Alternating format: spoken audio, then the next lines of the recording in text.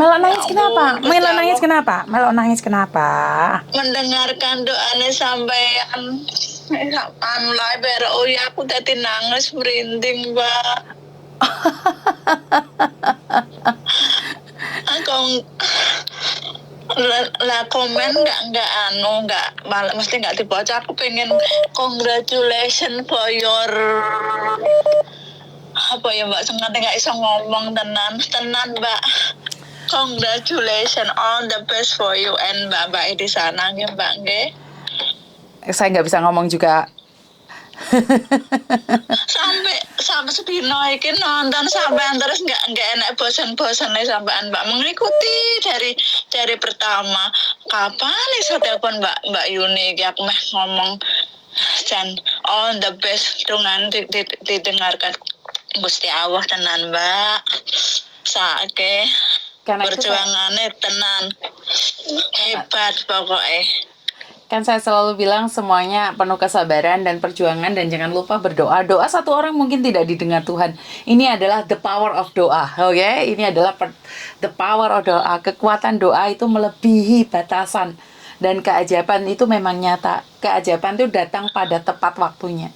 Saat saya dikritik, saat saya dijatuhkan, dihina, saya masih tanya sama Tuhan, Tuhan benar nggak ini? Terus nggak Tuhan? Tapi Tuhan, saya tidak tahu Tuhan berkata apa pada saya, tapi saya percaya bahwa apa yang saya lakukan adalah hal yang terbaik, karena memang motivasi saya satu, saya tidak ingin perkawinan sedarah 10 tahun ke depan.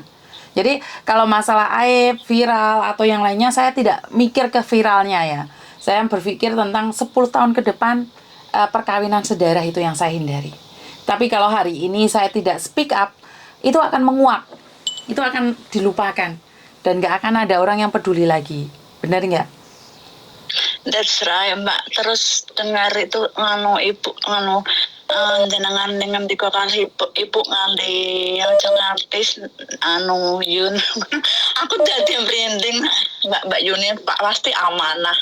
Ya ampun ibu sampai begitunya loh Mbak. Tenan anak wedok tenan gitu. Iya, karena dia khawatir. Karena dia khawatir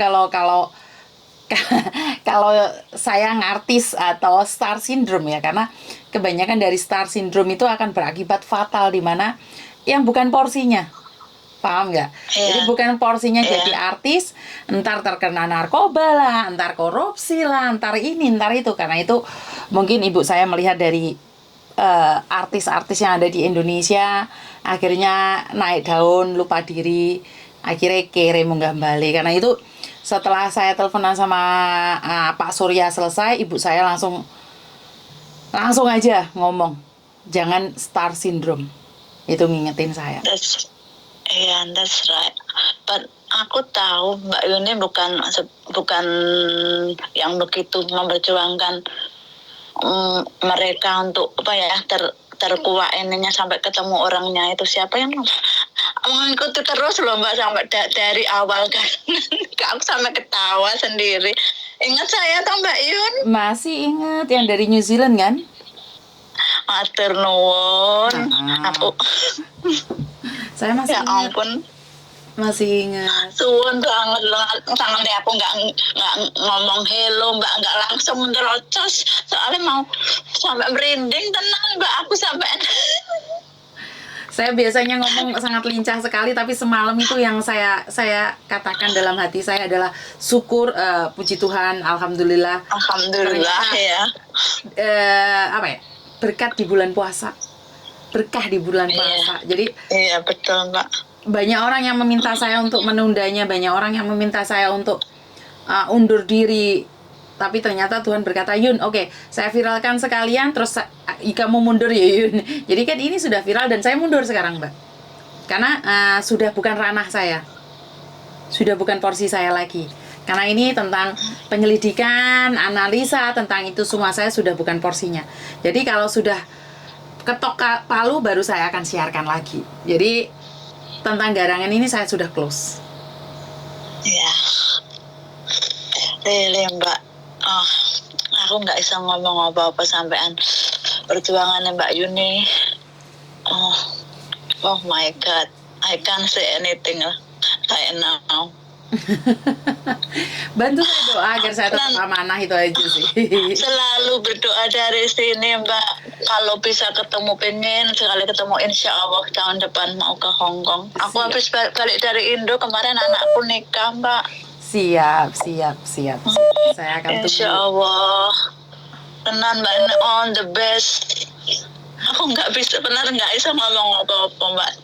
Sampean mau ngikutin live-nya pasti ketinggalan kan, kita beda berapa jam. Sekarang sini jam 8.41 malam, di Hong Kong jam berapa Mbak sekarang Mbak? Saat ini adalah jam 4.45. Oh berarti kita beda 4 jam Mbak.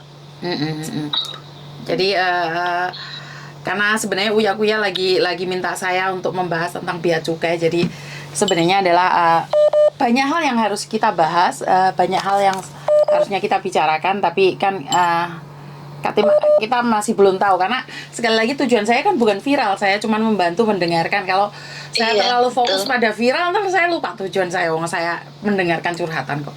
Jadi kalaupun saya viral tuh saya tetap akan mendengarkan curhatan. Jadi nggak ada hubungannya saya viral atau enggak, saya akan tetap berdiri di rel saya. Jadi saya nggak akan bergeser di rel tujuan awal saya. Lah, amit Mbak, ndak jenengan nomor telepon ke telepon liyane wis muni terus ya Mbak, aku sampai bingung. Iki apa Mbak Yuni iki nggak kesel amit-amit kupingnya apa nggak panas di telepone wong terus sampai ngono loh Mbak pikiranku ki. Saya tidak punya rasa capek, bahkan saya tidak punya rasa lelah, dan saya tidak ada rasa beban di situ Mbak. Kayak ngerasa bahwa karena enjoy ya. Karena mungkin dulu saya malah lebih banyak ya Mbak ya. Karena dulu saya jaga anak 600 sendiri. Jadi saya sudah terbiasa dengan problematika. Ini masih bukan urusan polisi secara nyata ya. Kalau dulu saya langsung digebrak pintu sama satu kompi polisi. Terus ada yang bawa lakinya, ada yang sampai tarung. Itu sendiri saya dulu waktu di Makau. Dan saya tuh nggak tahu kenapa nggak ada tim. Saya nggak pernah punya tim karena kadang-kadang ada pengkhianatan di sana, dan bukan saya tidak percaya, saya lebih leluasa dengan diri saya sendiri, dan kan tidak ada orang yang mengharapkan imbalan, tidak meminta gitu loh, karena kebanyakan orang-orang yang kita percaya itu terus ada sesuatu di belakangnya. Jadi kalau saya salah saya minta maaf, kalau saya benar saya teriak. Jadi akan menyatakan teriakan itu. Jadi saya lebih nyaman dengan seperti ini. Mungkin saya butuh tim ya, karena memang HP saya itu membludak. HP saya itu membludak banget. Kalau enggak kan sampai kita nggak bisa menanganin mana yang urgent, mana yang enggak. Iya. Dan saya kan tidak membatasin curhatan itu siapa. Bahkan yang dari Indonesia, anak SMA pun telepon ke saya kadang-kadang kan sebenarnya sudah nggak jalur. Iya. Sudah tough dari dulunya ya Mbak memang. Bisa dibilang seperti itu ya. Iya, jadi nggak kaget hari ini buat vlog baru ngangkat telepon itu enggak. Sudah terbiasa diparanin anak-anak, datang anak yang bermasalah, nemenin anak ke kantor polisi, ke lebor, ke penjara, itu sudah biasa. Jadi sekarang malah nggak kaget gitu loh. Sekarang kan lebih mudah karena adanya media sosial. Kalau zaman dulu kan enggak. Jadi ada masalah satu persatu gitu, anak tiba-tiba datang nangis. Kadang saya juga bingung. Tapi sekarang kan enggak. Dengan cara seperti ini kan penerimaannya lebih banyak. Kalau zaman dulu itu anak 30 anak, 40 anak itu nunggu saya kayak Sabda Pandita Ratu gitu. Jadi sudah biasa. Aku baru tahu sekarang Mbak, setelah ngikutin Mbak Yuni terus di Hong Kong itu sengerinya gitu, memang harus apa ya, apa yang beton-beton. Aku sampai ketawa sendiri, harus tahan banting benar sampai nggak bisa bayangin ya Mbak, lebih parah dari Singapura perasaan gue. Sebenarnya sama aja ya, nggak ada yang parah, nggak ada yang itu. Tapi menurut pendapat saya adalah sesuatunya itu tergantung dari keadaan. Mbak ini soalnya ada telepon 3 orang gabung.